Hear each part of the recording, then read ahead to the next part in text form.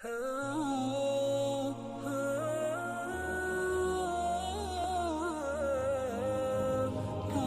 باللہ من الشیطان الرجیم، بسم اللہ الرحمن الرحیم۔ السلام علیکم، امید کرتی ہوں آپ سب خیریت سے ہوں گے۔ آج میں آپ کے لیے جو پروگرام لے کر حاضر ہوئی ہوں وہ نہایت اہمیت کا حامل ہے، اور یہ پروگرام دور حاضر کی اس وقت اہم ترین ضرورت ہے۔ اسی لیے میں نے سوچا کہ میں ضرور آپ لوگوں کے ساتھ یہ پروگرام کروں، تاکہ اس پروگرام کے ذریعے ہم اپنے بچوں کی، اپنی عزتوں کی حفاظت کر سکیں۔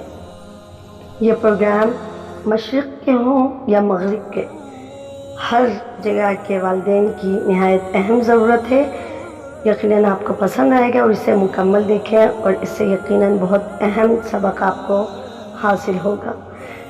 جیسا کہ ہم سب جانتے ہیں کہ ایک دور تھا کہ لوگوں میں شرم و حیا تھی، غیرت و حمیت تھی، دوسروں کی عزت کو اپنی عزت کی طرح سمجھا جاتا تھا۔ لوگ باغ گلی کے ہر بچے بچی کا خیال اسی طرح کرتے تھے جیسے وہ اپنے بچے ہوں۔ کوئی بچہ روتا تو کہیں سے کوئی خاتون آ کر سنبھال لیتی، کوئی راستے سے بھٹک جاتا تو اللہ کے بندے اسے گھر پہنچائے بغیر دم نہ لیتے۔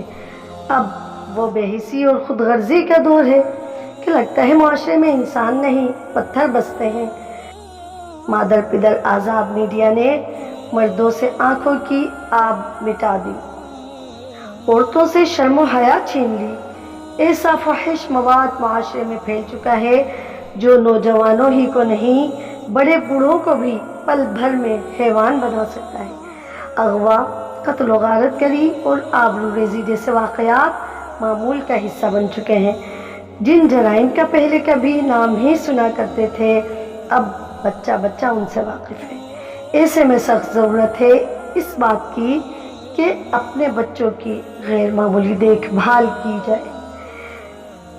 انہیں نہ تو گھر سے باہر ہر جگہ آزاد گھومنے دیا جائے، نہ ہی گھروں میں انہیں اس طرح چھوڑا جائے کہ کوئی بڑا سر پر نہ ہو۔ سب سے نازک مسئلہ بچیوں کی حفاظت کا ہے، خصوصاً 8 سے 12 سال کی بچیوں کا۔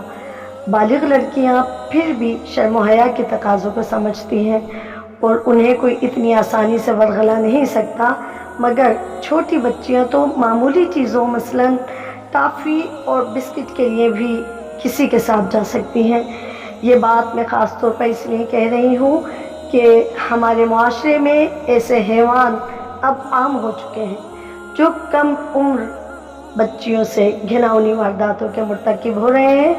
ایسے میں بہت ضروری ہے کہ اپنے بچوں کو ان شیطانوں سے بچانے کی فکر کی جائے۔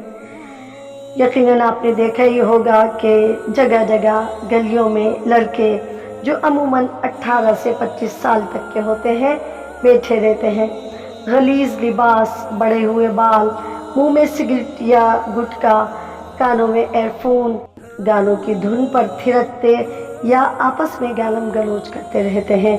ان کی زندگی کا کوئی مقصد نہیں ہوتا سوائے اس کے کہ وہ اپنے نفس کو خوش کریں، چاہے اس سے دوسروں کی عزت خاک میں ملے یا ان کے اپنے ماں باپ بدنام ہو۔